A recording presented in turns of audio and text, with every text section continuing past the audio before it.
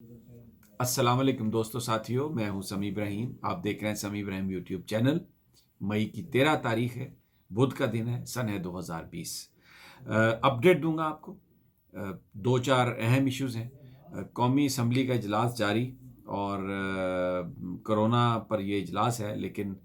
जो बात हो रही है वहाँ पे वो आपके सामने। लेकिन जो सबसे इम्पोर्टेंट आज की पॉलिटिकल डेवलपमेंट वो थी मुस्लिम लीग काफ की तारिक बशीर चीमा की प्राइम मिनिस्टर इमरान खान से मुलाकात। अब ये वज़ीर हैं तारिक बशीर चीमा,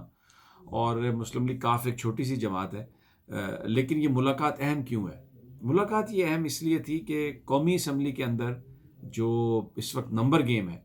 क्योंकि हुकूमत साजी के लिए आपको जितने अरकान चाहिए, तहरीक इंसाफ के पास उतने अरकान तो नहीं थे, तो उन्होंने मुख्तलिफ सियासी जमातों के साथ मिलकर हुकूमत बनाई। तो मुस्लिम लीग काफ एक इत्तेहादी है इमरान खान साहब का, तहरीक इंसाफ का। और पंजाब में जो पंजाब असम्बली के स्पीकर हैं चौधरी परवेज़ इलाही साहब हैं, वफाक में उनके पास वजारतें हैं। जो तहरीक इंसाफ और तहरीक इंसाफ की जो हुकूमत है ना, ये समझना बहुत ज़रूरी है कि इन इत्तेहादियों की वजह से है, क्योंकि अगर ये निकल जाए तो नंबर गेम में फिर अक्सरियत तहरीक इंसाफ के पास नहीं होगी। आज जो तारिक बशीर चीमा से मुलाकात है वो, क्योंकि जब शुगर कमीशन की रिपोर्ट आई तो उसमें परवेज़ इलाही साहब के साहबजादे मोनस इलाही का नाम था। उसके बाद फिर नाचाकी और तलखी बढ़ी। इससे पहले माजी में जब मौलाना फजलुर रहमान साहब यहाँ पर धरना उन्होंने दिया इस्लामाबाद में,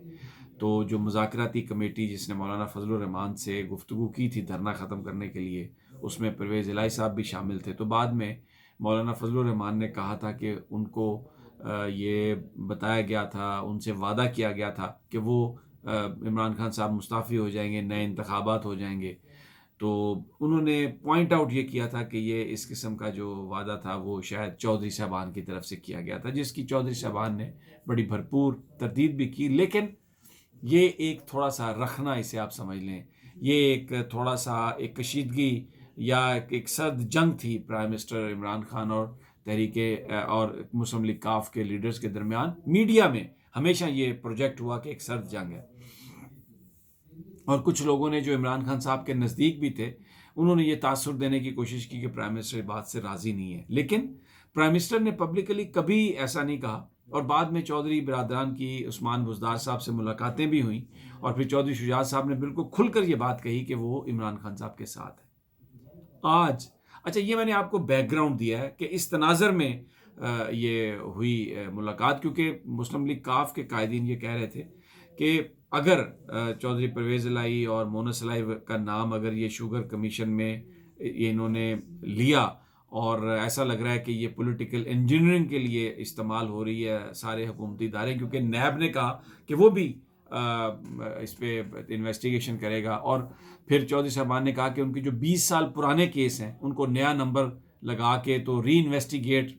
करने की कोशिश की जा रही है। 3 केस थे, जिनमें से वो नाजायज़ भर्तियों का केस था, एसेट्स बियॉन्ड मीन्स का केस था। तो वो इंक्वायरियाँ उन केसेस पर बंद हो चुकी थी, लेकिन वो दोबारा नैब ने खोली हैं। तो ये कहा मुस्लिम लीग काफ के रहनुमाओं ने, कामल अली आगा साहब ने, तारिक बशीर चीमा साहब ने भी, कि जनाब ये तो एक पॉलिटिकल इंजीनियरिंग है, ये दबाव डालने की कोशिश की जा रही है, और अगर हम पर दबाव ये रहा तो हम अपनी क़यादत की इज़्ज़त की खातिर हुकूमत से बाहर निकल सकते हैं। तो एक बड़ा तनाव और एक बड़ा एक सर्द जंग, और फिर मुख्तलिफ कॉलम निगार, और ये एक तासुर के जी चौधरी साहबान मिल गए हैं परवेज़ अपना उनसे, शहबाज शरीफ से, और फिर जो ख्वाजा साद रफ़ीक की ख़ास तौर पर जो मुलाकात थी परवेज़ इलाही साहब के साथ, उसके बाद तो यार लोगों ने अखबारात में, मीडिया में, कॉलम्स में एक तूफ़ान लगाया हुआ कि जनाब ये हुकूमत तो जाने वाली है। और जो चौधरी परवेज़ इलाही हैं वो मुस्लिम लीग नून के साथ मिल गए हैं, शहबाज साहब के साथ, और ईद के बाद पहले मरहले में उस्मान बुज़दार साहब का मामला जो है वो ख़त्म होगा। इस तरह की बातें थी। अब उस तनाज़र में आप देखें कि तारिक बशीर चीमा साहब आज मिले। कप्तान की जो गुफ्तगू थी वो मैं आपको सुना देता हूँ, जो हमें ज़राए से भी पता चली, जो तारिक बशीर चीमा ने भी इसको एडमिट किया मुख्तलिफ चैनल्स पर पब्लिकली। इमरान खान साहब ने एक बात कही कि ये बात याद रखें तारिक बशीर चीमा साहब, कि इमरान खान जब भी वार करता है सामने से आके वार करता है, गीदड़ की तरह पीछे से छुप कर वार नहीं करता। चौधरी साहबान मेरे इत्तेहादी हैं, اتحادی تھے اور آنے والے دنوں میں اتحادی رہیں گے. میں ان کے ساتھ مل کر کام کرنے کی خواہش رکھتا ہوں اور یہی میں کوشش کرتا رہوں گا. اور جو آپ بات کر رہے ہیں کہ پولیٹیکل انجینئرنگ ہے اور ہمارے یہ معاملات ہیں کہ نیب جو ہے وہ کیسز اوپن کر رہا ہے اور وہ پرانی جو انکوائریاں تھیں ان کو نیا نمبر الاٹ کر کے تو کیا جا رہا ہے، تو یہ پرائم منسٹر نے کہا کہ ان کے علم میں کوئی ایسی بات نہیں ہے، نہ ان کو پتہ ہے. اور لیکن انہوں نے چیمہ صاحب سے کہا کہ مجھے آپ 1 دن کی مہلت دیں تو میں یہ معلوم کر لیتا ہوں کہ اپنے رفقا سے میں پوچھتا ہوں کہ اس کے پیچھے کون ہے اور یہ جو آپ پولیٹیکل انجینئرنگ کی بات کر رہے ہیں یہ کس حوالے سے ہو رہی ہے. لیکن میرے دل میں نہ کوئی ایسی بات ہے اور نہ ہی میں نے کوئی ایسی بات کی، نہ ہی مجھے پتہ ہے اس بات کا. اور پھر نیب تو ایک انڈیپینڈنٹ ادارہ ہے. دیکھیں یہ جو بیانیہ ہے نا کہ نیب کو استعمال کیا جا رہا ہے سیاست کے لیے اور یہ جو الزامات لگائے جا رہے ہیں یہ غلط ہیں، یہ ایک مخصوص بیانیہ ہے جس کا مقصد اس وقت جو پاکستان کے اندر کرپشن کے خلاف جو کام کیا جا رہا ہے اس کو سٹگمیٹائز کیا جا سکے، اس پر سوالیہ نشان لگایا جائے. عمران خان صاحب سمجھتے ہیں اور وہ جانتے ہیں اور انہوں نے یہی کہا کہ نیب ایک انڈیپینڈنٹ ادارہ ہے. میں تو کسی ان کی چیز سے واقف نہیں ہوں اور یہ جو آپ باتیں بتا رہے ہیں میرے تو یہ نوٹس میں نہیں ہے، لیکن مجھے آپ 1 دن دیں، میں اس کا پتہ لگاتا ہوں. لیکن یہ بات میں آپ کو بتا دوں کہ میں جب بھی کرتا ہوں سامنے سے وار کرتا ہوں، پیچھے سے آ کر چھپ کر میں کوئی کارروائی نہیں کرتا. دوسری بات جو ہوئی وہ مولانا فضل الرحمان کے حوالے سے جو میں نے آپ سے پہلے جو ذکر کیا کہ اس بیک گراؤنڈ کا کہ مولانا فضل الرحمان نے پھر پبلکلی بھی یہ کہا کہ اب وقت آ گیا کہ میں اس کا نام بتا دوں جس نے مجھ سے کہا تھا کہ استعفیٰ ہونے والا ہے اور نئے الیکشن ہوں گے. اور پھر یہ بھی مولانا نے کہا اشاروں گرایوں میں کہ آپ جائیں اور جا کے چودھری شجاعت صاحب سے پوچھیں، بس وہ امانت تھی میرے پاس، لیکن اب میں امانت کو جو ہے نا لوٹانے کا ٹائم آ گیا، اب میں یہ راز افشا کروں گا. اس پر چودھری شجاعت صاحب نے یہ ضرور کہا تھا کہ اگر مولانا صاحب کے پاس کسی کی کوئی امانت ہے تو اس امانت کو نہیں، ان کو مولانا صاحب کو چاہیے کہ وہ اس کا راز افشا کریں. لیکن انہوں نے ہمیشہ یہ مینٹین کیا کہ ہم عمران خان صاحب کے ساتھ ہیں. آج جب یہ بات ہوئی تو یہ ڈیفینیٹلی ایک ایسا معاملہ ہے